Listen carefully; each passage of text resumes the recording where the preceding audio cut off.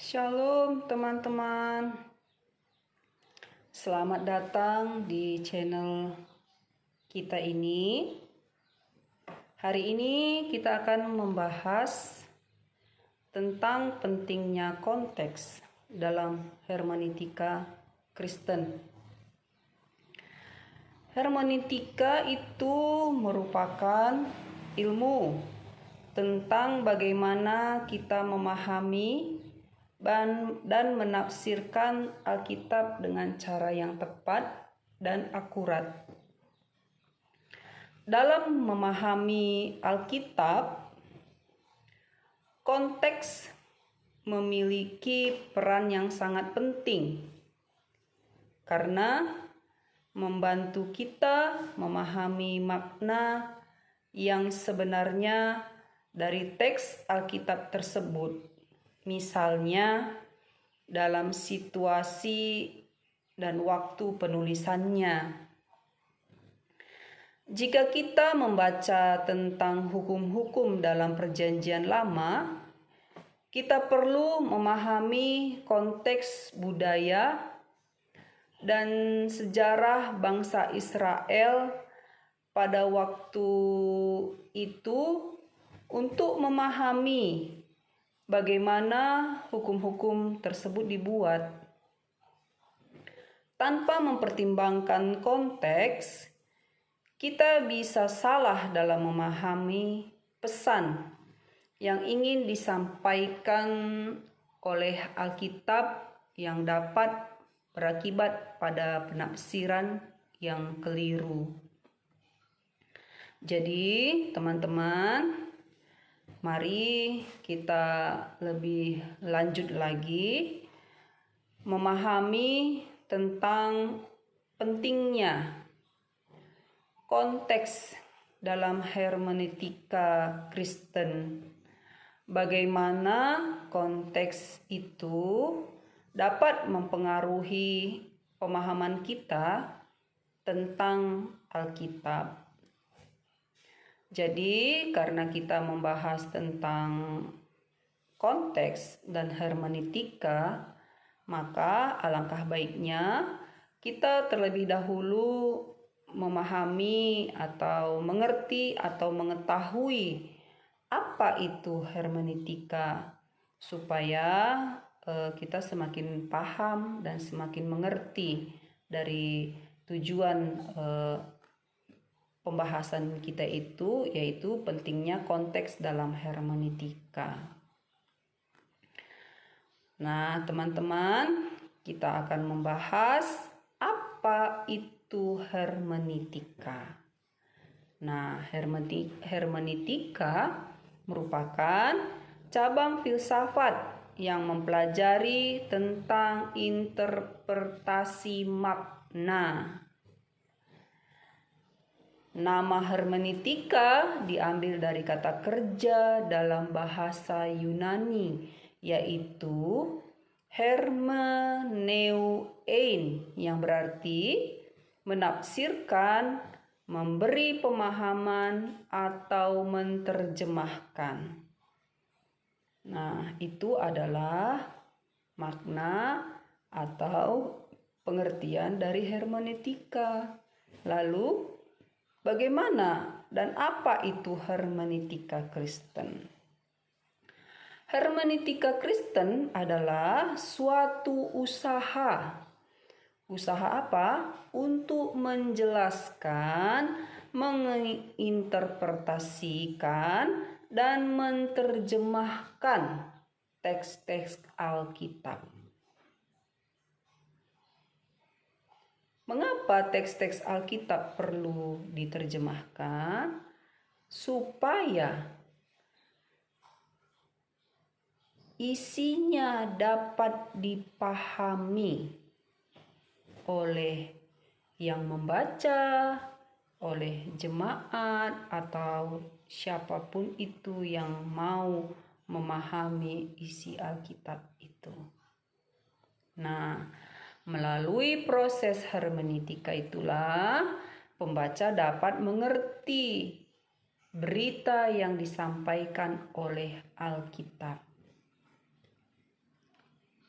Nah, kita sudah paham ya apa itu hermeneutika. Hermeneutika Kristen itu adalah usaha untuk menjelaskan atau menerjemahkan teks-teks Alkitab.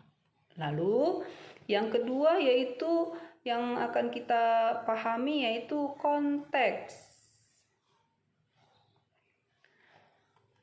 Nah, apa itu konteks? Mungkin kita sudah sering mendengar kata konteks. Bahkan kita juga sudah pernah memakai kata konteks. Namun, di sini kita akan lebih memahami lagi, mengerti lagi apa artinya konteks menurut KBBI atau Kamus Besar Bahasa Indonesia. Nah, arti konteks dalam KBBI adalah sekelompok kata atau situasi yang mengelilingi suatu kata, frasa, atau peristiwa yang membantu kita memahami makna yang lebih jelas dan lebih lengkap. Sekelompok kata atau situasi yang ada di sekeliling peristiwa, yang ada di sekeliling kata atau frasa yang dapat membantu kita untuk lebih jelas dan lebih lengkap memaknainya. Kalau kita bingung dengan arti dari suatu kata atau kalimat, cobalah cari tahu konteksnya. Dalam ilmu bahasa, konteks penting sekali karena bisa menolong kita mengerti maksud dari sebuah ujaran atau tulisan. Jika kita melihat kalimat yang kedengarannya rancu atau memiliki banyak arti, lihatlah bagian kalimat lainnya. Itu adalah konteks yang bisa membantu memperjelas arti tersebut. Atau saat kita mendengar peristiwa atau melihat tingkah laku seseorang, untuk mengerti kenapa itu terjadi, kenapa dia melakukannya, nah kita perlu tahu konteks situasinya. Jadi kita lihat kondisi atau peristiwa di sekelilingnya, kenapa dia bisa melakukan itu. Seperti itu ya teman-teman, apa itu konteks tadi ya. Nah, kita sudah paham apa itu maksudnya konteks. Jadi hermeneutika sudah kita bahas, artinya apa, maksudnya apa, konteks juga sudah kita bahas, artinya apa dan maksudnya apa. Sekarang kita akan masuk ke pentingnya konteks dalam hermeneutika Kristen.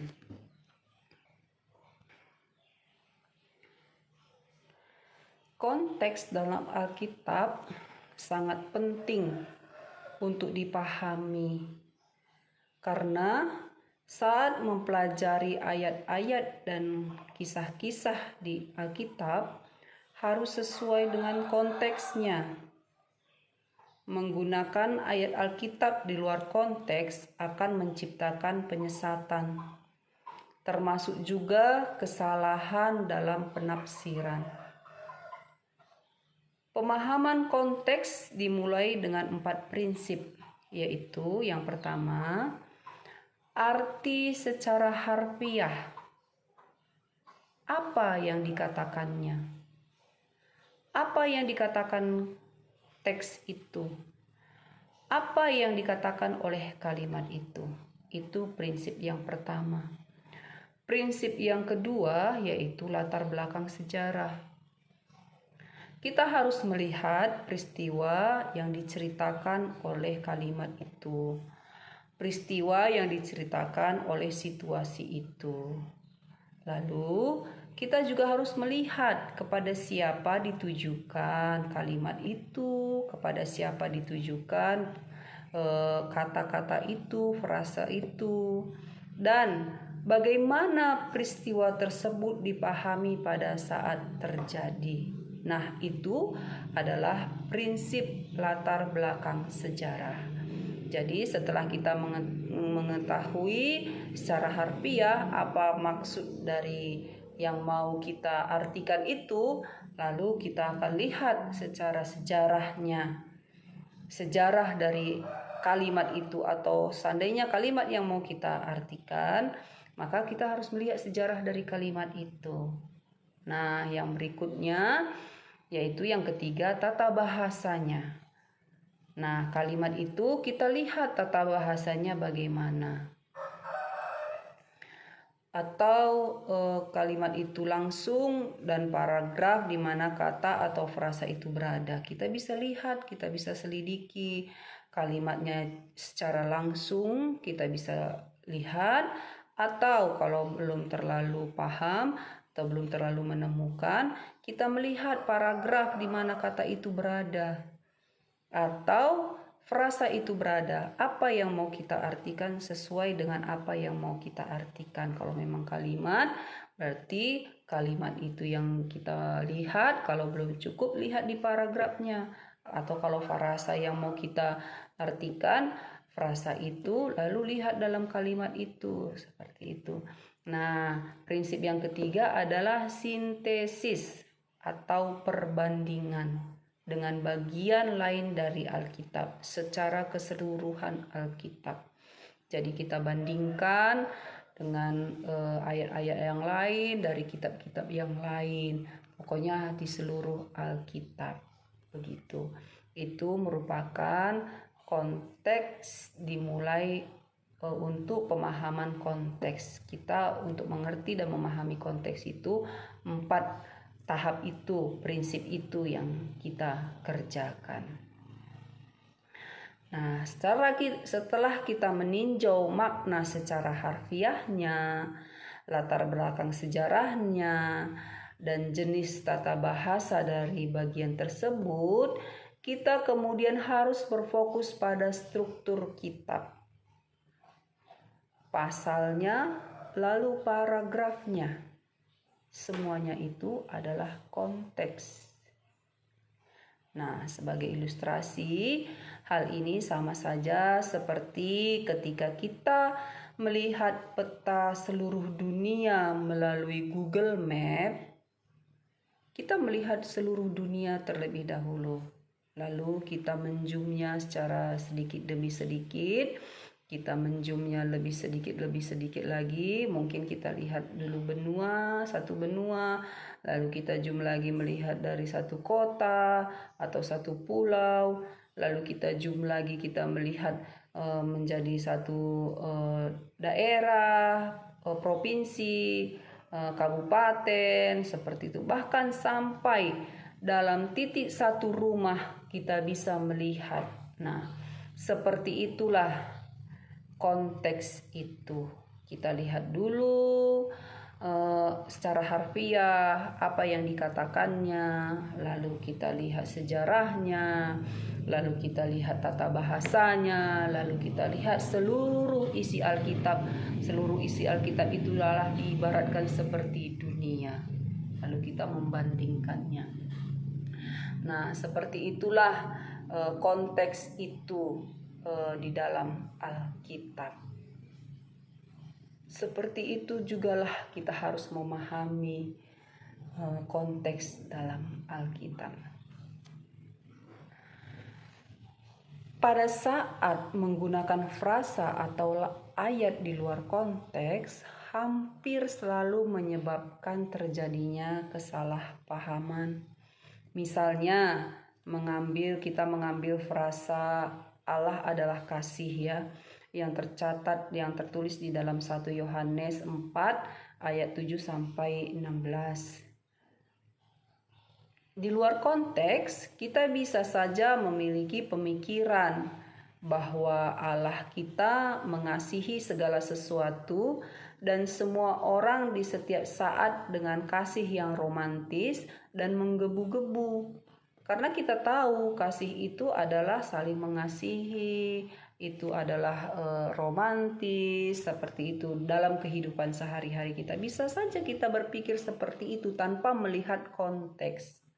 Nah, namun dalam konteks literal, makna harfiahnya dan gramatikal tata bahasanya, kasih di sini mengacu pada kasih agape, bukan kasih seperti yang kita ketahui dalam kehidupan kita sehari-hari. Nah, kasih agape ini merupakan mengenai pengorbanan untuk kepentingan pihak lain, bukan sekedar perasaan romantis, sentimental, atau yang lainnya seperti dalam kehidupan kita sehari-hari. Nah, itu kalau kita melihat secara literal, secara harafiah dan gramatikalnya atau tata bahasanya ya. Nah, dalam frasa Allah adalah kasih yang terdapat dalam 1 Yohanes 4 ayat 7-16 ini juga perlu memperhatikan konteks historisnya atau latar belakang sejarahnya. Nah, karena Yohanes saat itu sedang berbicara kepada jemaat gereja pada abad pertama, saat itu ia tidak hanya mengajar mereka tentang kasih Allah saja, namun lebih kepada bagaimana mereka bisa membedakan orang percaya yang sejati dengan guru-guru palsu. Nah, maksudnya di sini kasih yang sejati itu merupakan pengorbanan, kebaikan untuk kepentingan orang lain. Nah, itulah tanda dari orang yang percaya. Itulah tanda dari orang yang percaya yang sejati. Yang seperti di ayat 7 ya. Nah, barang siapa yang tidak mengasihi bukanlah milik kepunyaan Allah. Karena Allah telah mengasihi kita sebelum kita mengasihinya. Inilah alasan mengapa kita harus saling mengasihi satu dengan yang lainnya. Karena dengan demikian itu membuktikan bahwa kita adalah milik kepunyaannya. Nah, itu kalau kita lihat konteksnya dengan sejarah, secara dari latar belakang sejarahnya. Nah, selanjutnya kita akan melihat konteks frasa Allah adalah kasih dari keseluruhan Alkitab atau sintesis. Nah, kita sudah mengetahui tadi bahwa kasih itu adalah kasih agape, kasih yang bukan seperti manusia atau seperti harmonis apa yang lainnya seperti yang ada dalam kehidupan kita. Nah, terkadang orang berpikir, oh ternyata Allah itu hanya sekedar kasih atau kasihnya lah yang terutama, seperti itu ya. Nah, kalau kita melihat konteksnya dari keseluruhan Alkitab, maka kita akan melihat bahwa ternyata sifat Allah itu bukan hanya sekedar kasih saja, tapi masih banyak sifat-sifat Allah yang lain yang dituliskan, yang dinyatakan di dalam Alkitab. Nah, di dalam Alkitab dikatakan bahwa Allah itu kudus dan benar, setia dan dapat dipercaya. Nah, ada juga dikatakan penuh kasih karunia dan belas kasihan. Ada juga dikatakan baik adanya dan penuh kasih. Dia juga dikatakan maha kuasa, maha hadir, maha tahu, dan banyak lain lagi. Nah, bukan hanya sekedar kasih saja. Ternyata di Alkitab juga ada dicatat bahwa Allah itu juga bisa membenci. Nah, terdapat dalam Mazmur 11 ayat 5 ya. Nah, jadi dengan kita melihat konteks sintesis atau keseluruhan Alkitab, akhirnya kita memahami bahwa Allah kita itu bukan hanya sekedar kasih saja, tapi masih banyak sekali sifat Allah yang lain. Nah, itulah dia makna dari Begitulah kita bisa melihat konteks dari sisi sintesisnya atau keseluruhan Alkitab. Seperti itu. Nah, jadi kita sudah membahas tadi bagaimana kita sudah mencontohkan Allah itu kasih, kita sudah mempraktekkan dari 4 tahap itu, yaitu apa kata teksnya. Nah, bagaimana sejarahnya, bagaimana tata bahasanya, bahkan kita juga sudah membahasnya sintesisnya atau bagaimana kata keseluruh Alkitab. Seperti itu ya. Jadi kita sudah mempraktekkannya tadi, jadi kita sudah semakin paham. Nah, namun di dalam kehidupan kita sering juga kita kita dengar ya orang-orang menyampaikan atau membuat ayat Alkitab sebagai dasar atau sebagai nasihat atau sebagai untuk menyampaikan sesuatu kepada orang lain. Pada saat kita menyampaikan atau mengajarkan atau membuat itu sebagai dasar kepada orang lain, maka kita perlu juga melihat konteks dari ayat itu. Apakah ayat itu ditafsir sesuai konteks atau malah keluar dari konteks? Karena banyak sekali orang-orang menggunakan atau menafsirkan ayat tanpa mempedulikan konteksnya. Banyak sekali orang-orang hanya mencomot ayat secara sembarangan tanpa melihat konteksnya. Nah, saat ini kita akan membahas beberapa contoh ayat yang terkadang tidak ditempatkan sesuai dengan konteksnya. Ayat yang tidak sesuai dengan konteksnya itu sering juga orang bilang keluar dari konteks. Nah, kita coba ya beberapa ayat yang sering dipergunakan orang namun tidak sesuai dengan konteksnya. Yang pertama yaitu Matius 28 ayat 20b. Dan ketahuilah aku menyertai kamu senantiasa sampai kepada akhir zaman. Ayat ini sering dikutip oleh para pendeta dalam upacara pemberkatan nikah untuk memberikan janji penyertaan Tuhan bagi orang-orang yang menikah. Tetapi kalau kita lihat dari konteksnya, baca dari Mazmur 28 ayat 18, maka jelas bahwa janji penyertaan Tuhan dalam Matius 28 ayat 20b itu hanya berlaku bagi orang-orang Kristen yang mengabarkan Injil. Ini tidak berarti bahwa Yesus tidak menyertai orang Kristen yang tidak memberitakan Injil. Yesus memang menyertai semua orang Kristen, tetapi untuk itu harus digunakan ayat yang sesuai seperti itu. Nah, di situ kan dikatakan bahwa Yesus menyertai orang-orang yang menyebarkan Injil, sedangkan dipakai untuk pernikahan. Nah, hal itu kan akhirnya di luar dari konteks, tidak sesuai.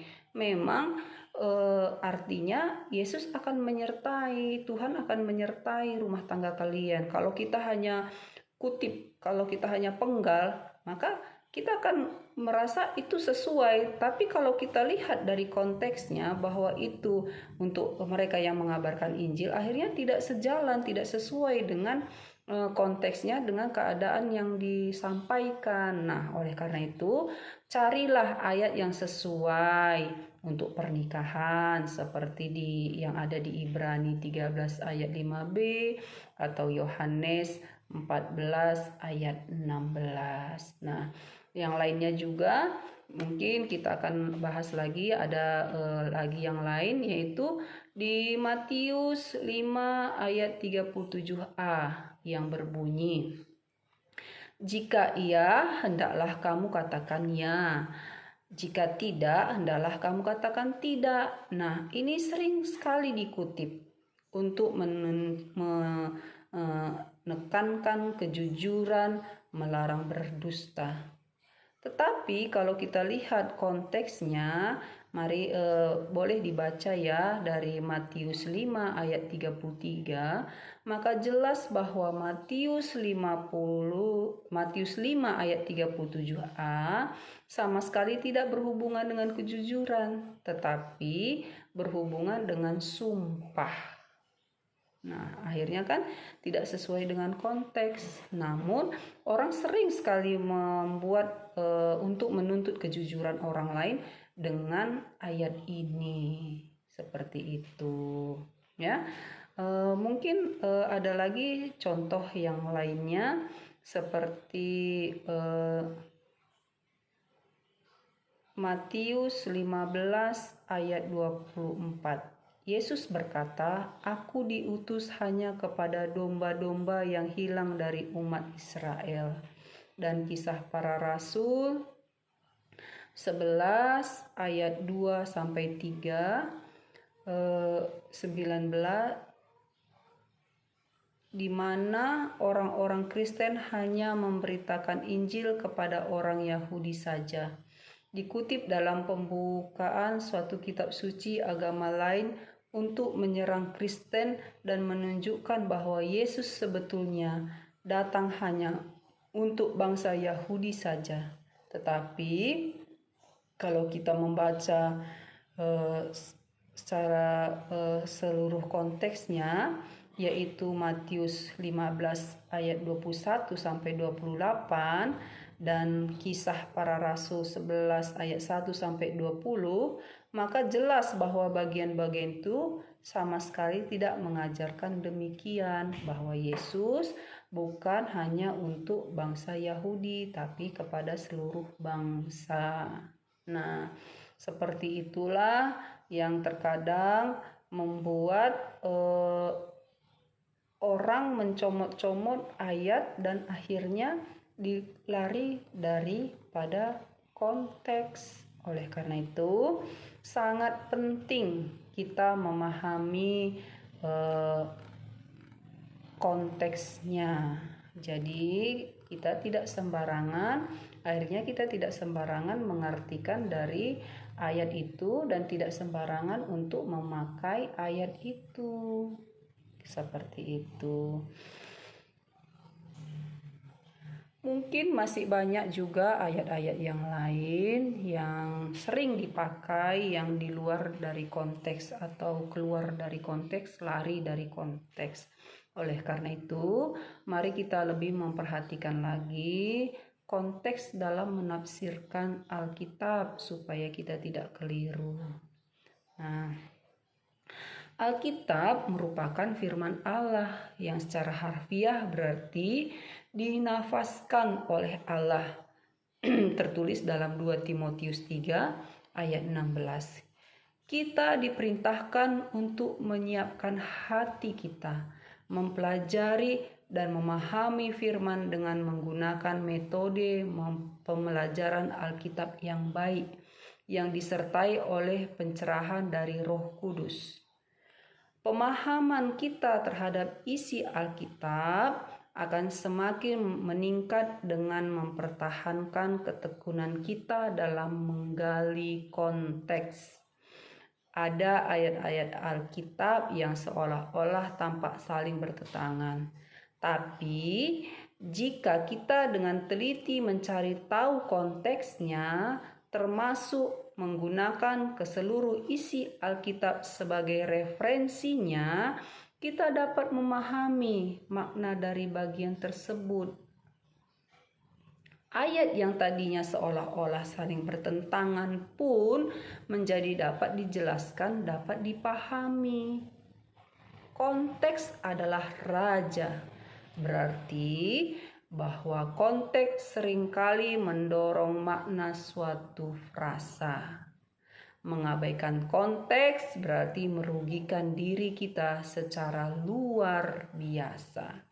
Nah, demikianlah pembahasan kita tentang bagaimana pentingnya konteks dalam hermeneutika Kristen, dan kita juga sudah membahas beberapa contoh dan masih banyak lagi sebenarnya contoh-contoh yang lain. Nah, dari semuanya itu kesimpulannya bahwa konteks penting dalam hermeneutika. Karena konteks sejarah, budaya, dan statis sangat membantu kita memahami makna teks Alkitab dengan lebih akurat. Konteks juga membantu kita terhindar dari kesalahan penafsiran yang mungkin timbul karena tidak memahami situasi atau budaya pada waktu teks Alkitab ditulis.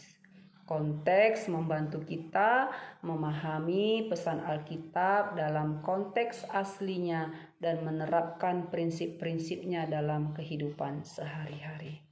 Nah, oleh karena itu, teman-teman, kita sudah membahas pentingnya konteks tadi, dan saya harap setelah kita memahami pentingnya konteks dalam menafsirkan atau mengartikan Alkitab, maka mulai sekarang pada saat kita membaca Alkitab, kita tidak hanya membaca kata-kata di halaman, tetapi kita juga memasuki dunia yang penuh dengan konteks sejarah, budaya, dan statis. Konteks-konteks ini membentuk bagaimana kita memahami pesan yang ingin disampaikan oleh penulis Alkitab. Dengan mempertimbangkan konteks-konteks ini, kita dapat memahami Alkitab dengan lebih dalam dan lebih akurat lagi.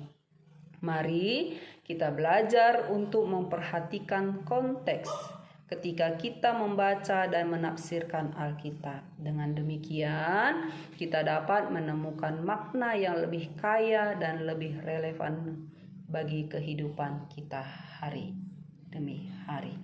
Baik, demikianlah pembahasan kita mengenai pentingnya konteks dalam hermeneutika Kristen. Kiranya pembahasan ini dapat dipahami dan dapat menjadi berkat bagi kita semuanya. Terima kasih. Shalom. Tuhan Yesus memberkati. Amin.